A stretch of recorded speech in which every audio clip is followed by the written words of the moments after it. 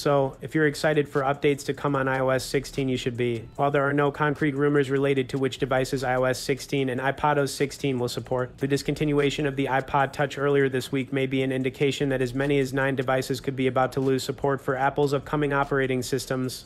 While Apple could simply drop support for the oldest iPhones and iPads that still receive the latest updates, memory is likely to be a key deciding factor about which devices iOS 16 and iPadOS 16. When Apple introduced iOS 13, it dropped support for all devices with less than 2 GB of memory. This wiped out support for a large number of the 7 and 8 base devices, such as the iPhone 5S, iPhone 6, and iPhone 6 Plus, as well as the first generation iPad Air, iPad Mini 2, iPad Mini 3, and 6th generation iPod Touch. This is also why the iPad Mini 4, which features 2 GB of memory, has continued to be supported by iOS 13, 14, and 15, even though it has the A8 chip. We actually have an article pulled up on Mac Rumors that we will link up below, which goes in depth on what you can expect on iOS 16, but it goes as follows. It seems plausible that if iOS 16 and iPadOS 16 require 3 GB of memory, 9 devices with the A9 and A10 Fusion chips could lose support, even though the iPhone 7 Plus and 7th generation iPad contain the A10 Fusion chip.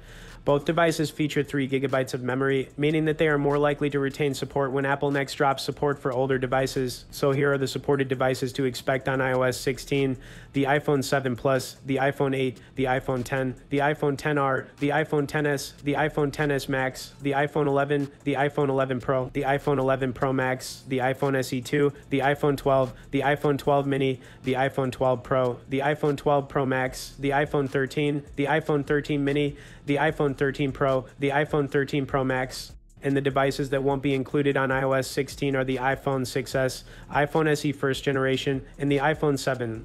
It is important to note that iOS 16 and iPadOS 16 could continue to support all of the same devices as iOS and iPadOS 13, 14, and 15. Nevertheless, it seems like just a matter of time before Apple drops support for some older devices, be it this year or next. When that does occur, it seems probable that only the above devices will retain support. I'd also like to know your thoughts below on if you're excited for the. Just keep in mind that if you're still using an iPhone 7, you're likely going to need to upgrade to keep up with future iOS changes. Also, in line with previous years, Apple will introduce major updates to all of its operating systems at the Worldwide Developers Conference on June 6, 2022. iOS 16, iPadOS 16, and WatchOS 9 are rumored to offer a large number of features and improvements, including enhanced notifications, car crash detection, a new multitasking interface for iPad, the Apple Classical app, and more. Anyways, hope you guys enjoyed this update for iOS 16 devices. Thanks for watching this, and we'll see you in the next video.